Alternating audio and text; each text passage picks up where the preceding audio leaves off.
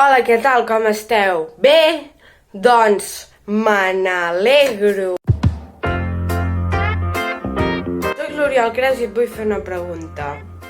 Quants idiomes coneixes? El català, el castellà, el francès, l'italià, l'anglès, el mandarí i molts més n'hi ha.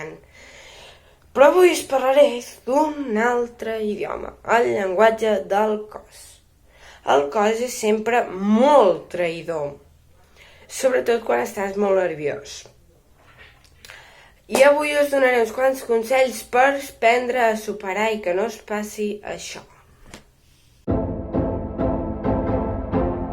Avui us presentaré una presentació sobre els tigres i...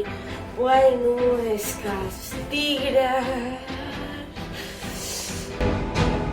El primer consell és no anar fent com si tinguéssim un eixam de mosques a la vora.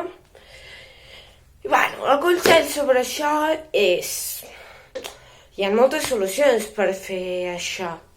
Primer de tot, tallar-les, és a dir, tac, però la vostra mare us mataria. Morir, etc. Bueno. A part d'això, el gran consell és anar practicant o les mans fer com si les tinguessis en una zona estable. No com estic fent jo ara, que com si em sortís màgia de les mans. Piu. Per exemple, estable seria darrere l'esquena, és a dir, així, o així.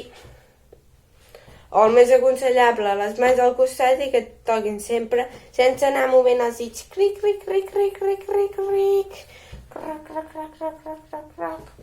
Bueno. Una altra de les coses a tenir en compte és el contacte visual. El contacte visual és molt important, sobretot a l'hora de demostrar confiança. Si jo et vaig parlant i vaig fent... és que t'he de dir una cosa que... és que em costa molt, però la gent no confia en nosaltres. Bueno, el cas és que sobre això has de vigilar i mantenir la mirada en un punt fix. Això és tot i gràcies per la vostra atenció i fins una altra.